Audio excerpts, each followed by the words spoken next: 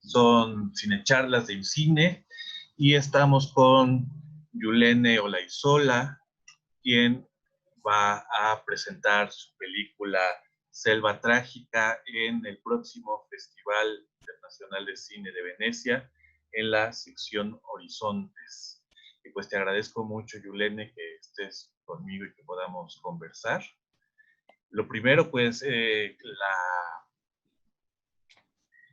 pues justo cuando todos estamos detenidos, cuando todo está pausado, es interesante que de repente siga la vida, ¿no? Y entonces aparezca un festival, aparezca la oportunidad de mostrar tu película y aparte un festival como Venecia. ¿Qué te significa para ti? Y de paso, ¿de qué se trata esta sección de Horizontes? Si me puedes contar. Sí, pues como dices, llevamos ya pues 4 meses de que se cancelaron todos los festivales de cine o en su defecto se pasaron al formato en línea. Y Venecia es el primero que inaugura de nuevo el regreso a los festivales presenciales, cosa que pues lo hace más especial, ¿no? De por sí Venecia es un festival muy importante, el festival más antiguo del mundo y tiene un reconocimiento muy especial, pero ahora creo bajo las circunstancias en las que estamos, pues se vuelve todavía un evento más esperado, creo, para muchos.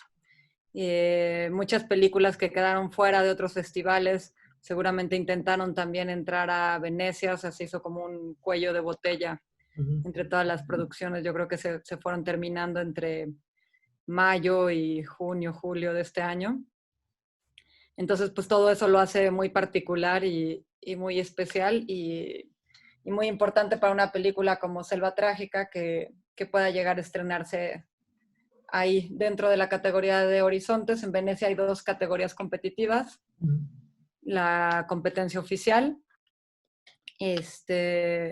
y Horizontes, que se autodescriben a sí mismos, creo, como la sección para el cine de vanguardia y como el cine más arriesgado, digamos.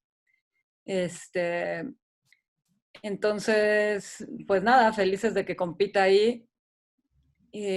Por mencionar algo sobre la competencia, por ejemplo, tenemos dentro del jurado, me parece que es un jurado de 5 personas, 3 cineastas mujeres, con trayectorias muy importantes las 3, Sí. y entre ellas resaltar a Claire Denis, que estará de jurado ahí, que es de mis cineastas favoritas y pues de las directoras mujeres más importantes que hay, yo creo. Bueno, de las directores más importantes que hay, sea mujer o no, no importa. Sí. Entonces, pues nada, felices de que se estrene ahí Selva Trágica. Aparte va a ser un poco histórico, ¿no? Va a ser, supongo que prácticamente es la primera película mexicana que se estrena en un festival después de la pandemia, ¿no? Entonces eso, al menos de manera presencial, digamos, ¿no? Eso también como Sí, que le agrega... estará al mismo tiempo que la de Michel Franco. Cierto. No me acuerdo a quién le toca proyectar primero, pero ahí estaremos las 2 películas mexicanas. Oye, platícanos un poco, digo, ya lo hemos visto en algún boletín de prensa, en alguna información, pero no es lo mismo que tú nos platiques un poco de qué se trata, qué debemos de esperar de Selva Trágica. Pues es una película que toma lugar en los años 20, justamente hace 100 años, en una época muy peculiar, porque la película se ubica en el sur de Quintana Roo, en la selva maya, la frontera con Belice, en una zona en la que hace 100 años no había, pues no estaba desarrollado todo el sureste de México, pero sobre todo el sur de Quintana Roo fue de las zonas que tardó más en desarrollarse, en poblarse. Y entonces en esa época se vivía, siento yo, como en una especie de viejo este, como en un western, sin ley, era un territorio sin ley, al cual no se podía acceder prácticamente de ninguna forma más que por barco. Por ejemplo, la gente que quería viajar del centro del país tenía que tomar un barco en Veracruz para llegar hacia Quintana Roo, porque la selva era tan densa y no había caminos que pues entonces era prácticamente un territorio inaccesible. Entonces, todas esas características hacen que en ese periodo pues, se vuelva un momento muy particular. Y empezaba a desarrollarse una industria forestal, que es la producción o la extracción de chicle, de goma de mascar, que fue creciendo y años después se volvió muy importante y ayudó a desarrollar todo el sur de Quintana Roo y a poblarlo también. Pero en esa época era una industria que apenas empezaba y obligaba a los trabajadores del chicle a internarse en la selva por periodos muy largos de 6, 8 meses en la temporada de lluvias, a trabajar y a vivir en el corazón de la selva. Entonces todo eso, digamos, todas esas características de ese periodo y esa región me atrajeron mucho, y también en el contexto en el que se da en esta selva maya, que está llena de mitos y leyendas propias de la cultura maya y propias de las experiencias que uno tiene viviendo y trabajando en la selva densa, donde puedes escuchar muchas cosas, pero nunca logras ver qué es lo que está ahí presente, ¿no? El follaje lo cubre todo y entonces nunca logras ver qué hay ahí. Incluso la gente más orientada y conocedora del lugar llega a perder el rumbo y la orientación, a pesar de todo el conocimiento que tengan. Y todo eso genera pues una serie de leyendas, mitos sobre las criaturas que ahí habitan. Es un espacio absolutamente misterioso. Entonces todas esas pequeñas ideas, digamos, se confluyen en Selva Trágica, sumando a esto también que es una región fronteriza, de la cual creo que el mexicano promedio, digamos, o común conoce poco, a menos que hayas estado en esa zona del sur de Quintana Roo. Sabemos muy poco de nuestro país vecino Belice. Sí. Poca gente sabe que el idioma oficial es el inglés y que fue una colonia británica hasta los años 70 y que nos divide una pequeña frontera del río Hondo que se puede cruzar nadando o en canoa sin mayor dificultad, y por lo tanto el intercambio entre ambos países pues es muy grande, y en esa época era todavía más, ¿no? Cuando las fronteras pues no estaban tan cuidadas, tan definidas. Entonces tenemos en la película personajes beliceños y personajes mexicanos de distintas partes de la República, mayas también.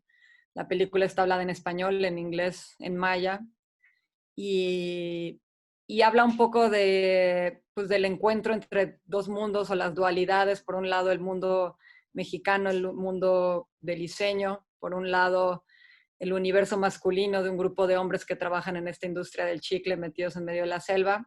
Sí. Y por otro lado, su encuentro con una mujer beliceña que se ve forzada a cruzar la frontera y termina perdida en la selva mexicana. Entonces hay una dualidad entre este encuentro del mundo o la presencia femenina en este universo masculino. Sí. Y obviamente esta presencia femenina pues va a alterar toda pues el destino de este grupo de hombres que están trabajando ahí en medio de la selva. Y todo esto pues rodeado del misticismo y las leyendas y las historias que se cuentan en un espacio tan curioso y misterioso como la selva maya. Ok.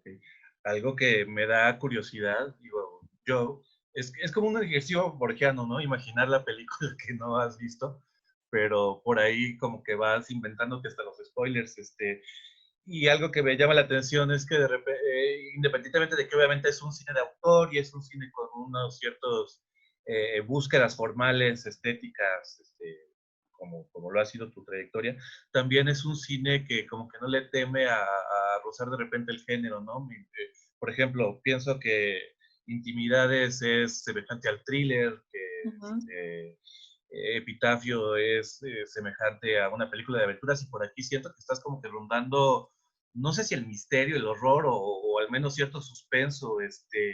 Sí hay como que esta intención como de rozar los géneros y como de estar medio participando de ellos.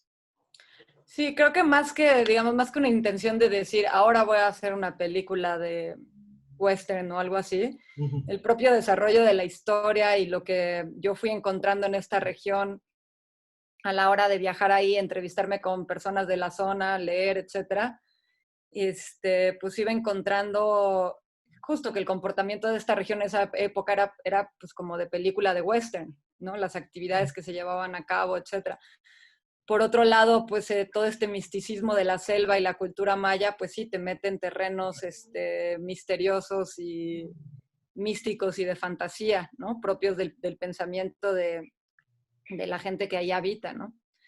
Entonces creo que al final Selva pues, sí coquetea con varios géneros, digamos, pero que surgen de, pues más de un proceso de interpretar la realidad que hay ahí, que de tratar de forzarlo para cumplir con un género cinematográfico, ¿no? Pero en este caso sí, a diferencia de mis películas anteriores, digamos, es una producción un poquito más grande, también porque la historia así lo fue requiriendo, entonces hay un talento mucho más grande, hay muchos personajes y hay, pues sí, hay algo de acción, hay aventura, hay enfrentamientos a balazos, ¿no? Propios de un western en la selva, digamos. Hay misticismo, hay un poco de todo. Perfecto. Otra cosa que me llama la atención, pensando también en como que enlazar con la trayectoria, ¿no? Tu interés por la historia. O sea, obviamente interés por contar historias, pero por la historia. Lo mismo está en Epitafios, que te vas a la conquista. Aquí estás hablando de un grupo de trabajadores chicleros de hace 100 años. Incluso Intimidades no deja de ser un personaje que ocurrió como que 20 años antes, de que lo relatas, ¿no? ¿Esto ha sido casualidad o sí hay como ¿cómo llamarle? Una búsqueda, una atracción natural tuya hacia elementos históricos que de repente se vuelven parte de tu película? Siento que más que me atraigan, digamos, los elementos históricos, como estudiante de preparatoria y de secundaria nunca me interesó la historia, siempre fui bastante mala en todo, en dicha materia. Creo que lo que más me atrae del cine es la posibilidad de transportarme a mí como realizadora y al espectador a otro tiempo y a otro espacio, digamos. No importa si ese tiempo fue hace 20 años o ayer o hace 500 años, ¿no? Pero creo que el cine tiene esa capacidad eh, de llevarte a estos lugares y estos tiempos distintos, pero sobre todo desde una perspectiva vivencial de la experiencia, ¿no? No de leer al respecto, sino como de sentirlo y de transmitir lo más cercano posible lo que sería estar ahí. Y eso es lo que me atrae más que reflexionar sobre hechos históricos o dar datos duros de la historia.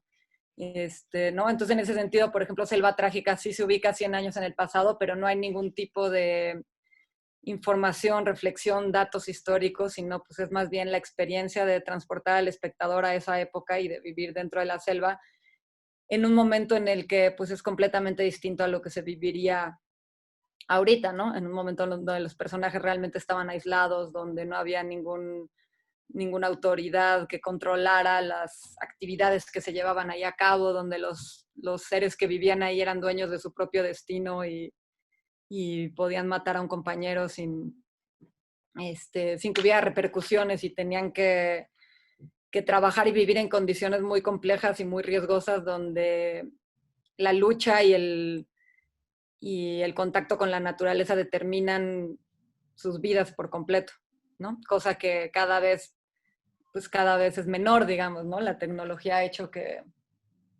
que esa fuerza de la naturaleza parezca que va perdiéndose, desapareciendo.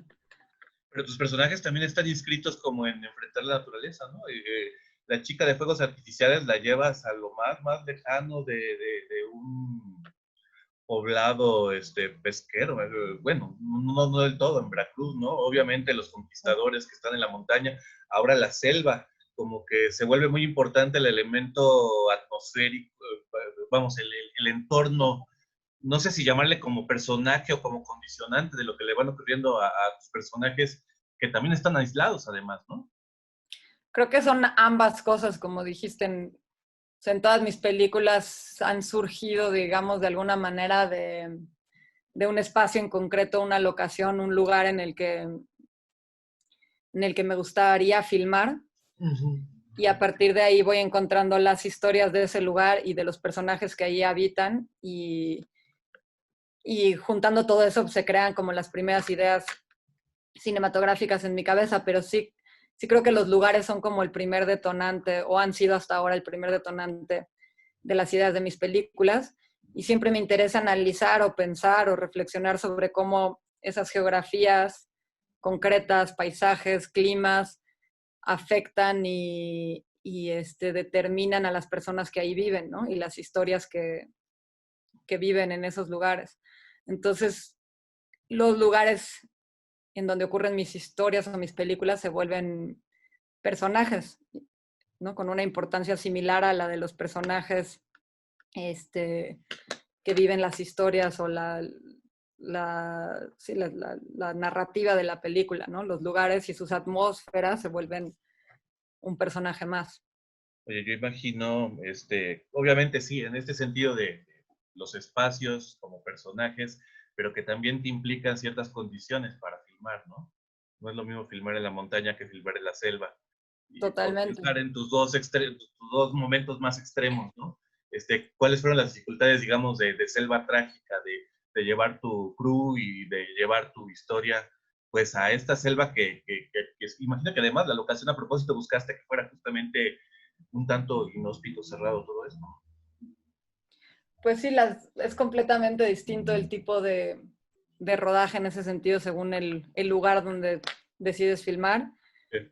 En este caso, pues de las cosas más complicadas tenía que ver con los trayectos tan largos que teníamos que hacer para llegar a las locaciones, porque no vivíamos dentro de la selva, sino que nos transportábamos a algún poblado cercano para hospedarnos. Pero esos traslados eran muy largos y muy tediosos y muy cansados. Y por otro lado, pues todo un tema de seguridad que hay que tener al filmar en la selva con tantas personas que hay que cuidar que nadie salga pues con alguna picadura de víbora. Ese sería el riesgo principal, digamos, en filmación. Pero pues hay cantidad de insectos y bichos ponzoñosos que pueden poner en riesgo a las personas que estamos trabajando ahí, sobre todo porque estás pues concentrado en tu trabajo y no necesariamente estás atento a dónde pisas y por dónde caminas, ¿no? Estás concentrado en cargar una luz, en poner la cámara, etc. Entonces, pues bueno, eso tiene su riesgo, nos preparamos para ello, tomamos las precauciones y el entrenamiento, lo que tenemos que hacer necesario. Sí. Obviamente el desgaste, pues el calor, las temperaturas, la humedad, todo eso también desgasta al equipo de filmación, pero bueno, en general ese tipo de cosas creo que cualquier cineasta que tenga ganas de hacer sus películas está dispuesto a sufrir un poquito las inclemencias del clima.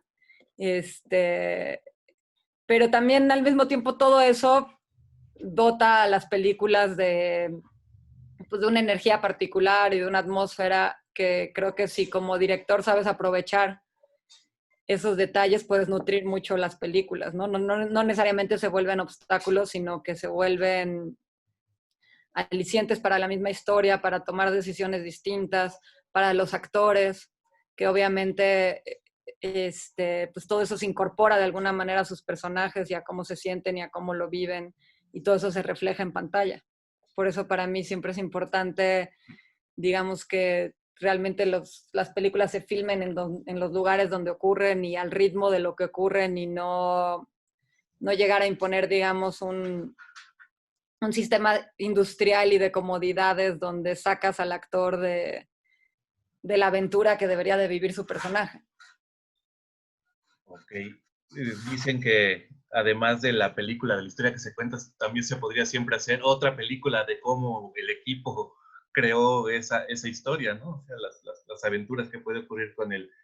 Y por ahí me voy a esta otra pregunta. Hay un colaborador, digo, y sí, codirigiste con el Epitafio, con Rubén y más, pero sé que él ha estado presente de alguna manera o de otra en varias otras de tus producciones. Esto me lleva a la idea del equipo, como preguntarte qué tan importante es como que crear un equipo. Obviamente él es, digamos, tu alianza más notoria, pero que seguramente junto con él vienen otras presencias que por ahí coinciden, ¿no? Y que van coincidiendo en toda tu filmografía, a veces todos, a veces algunos. ¿Qué tan importante es crear estos equipos de trabajo para crear trayectoria? Pues definitivamente es muy, muy importante el equipo de la gente con la que te rodeas, porque el cine es una actividad colectiva, aunque empiece, digamos, tal vez como un trabajo personal, todo el tiempo tienes que estar en contacto con esas otras ideas y colaborar con todo un equipo muy grande, ¿no? En este caso, por ejemplo, Rubén es productor, guionista, editor,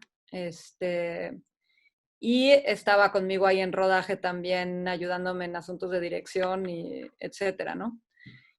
Esta película, por ser una producción un poco más grande, también me rodeé de otros, pues del apoyo de otros cineastas interesantes, importantes. Por ejemplo, para la edición trabajamos Rubén y yo en conjunto con Israel Cárdenas, director mexicano, de películas como Dólares de Arena, Jan Gentil, Cochochi. Sumamos también en el equipo de producción, tuvimos coproducción colombiana con Oscar Ruiz Navia, que es también director de cine más o menos de nuestra generación, que ha hecho películas como Los Hongos, como El Vuelco del Cangrejo. Ambos, por ejemplo, Israel y Oscar, son cineastas que yo admiro mucho y que tenemos trayectorias más o menos similares en tiempos y cantidad de películas, etcétera, y de alguna manera aportaron también a esta película. La fotógrafa es colombiana, Sofía Ogioni, que también aportó desde toda su experiencia de haber filmado previamente en distintas selvas. Y colaboradores con los que vengo trabajando ya desde hace mucho tiempo, como Pablo Simbrón, productor de Epitafio también, José Miguel Enríquez, diseñador sonoro de todas mis películas, no hay Federico González de Sonido Directo, con el cual ya había trabajado también antes en Paraísos. Siempre que uno puede empezar a construir un equipo de trabajo con los que ya hay una experiencia previa, pues se van fortaleciendo tanto los vínculos, que son importantes en rodajes así de complejos, como las ideas creativas, ¿no? El intercambio se vuelve más sencillo, te conoces, trabajas más en una misma línea porque ya hay esa experiencia previa. Y, por ejemplo, trabajar de nuevo con Gabino Rodríguez como actor, que yo realmente no me había tocado la experiencia de dirigirlo. Sin embargo, habíamos colaborado en proyectos de teatro o en las películas de Rubén. Entonces sí, siempre hay elementos con los cuales uno vuelve a trabajar y eso se aprovecha y se disfruta bastante. Ok. Te hago una última pregunta. ¿Hay ya hay algún plan de que Selva Trágica se mire en algún festival en México? ¿Todavía está en duda? ¿O cuál es el futuro? Digamos, ¿cuándo la vamos a poder ver, pues? No, sí, por supuesto hay planes de que se vea en México pronto. Ajá. No sabemos todavía en qué festival. Creo que la pandemia ha retrasado como todas las actividades. Los festivales están todavía pues, entre definiendo fechas, ampliando sus periodos de proceso de selección y de inscripción. Y, y esta pandemia que se ha ido, digamos, estirando ha hecho que también pues se ponga en duda todo el tiempo si se pueden llevar a cabo o no en formato presencial, en formato virtual. Entonces, digamos, hasta que esas dudas no se resuelvan al 100%, pues no sabremos cuándo se podrá presentar. Pero la idea es que la película, digamos, una vez que pase por Venecia, siga con su ruta de festivales el resto del año y que el próximo año pueda verse en México en cartelera y en plataformas digitales, esperemos. Muy bien, pues no tengo más que preguntarte, solo agradecerte la plática. Pues estamos esperando mucho Selva Trágica, mientras tanto seguimos remirando tus películas y repensando lo que has hecho, que es bastante interesante. Buenísimo, gracias a ti.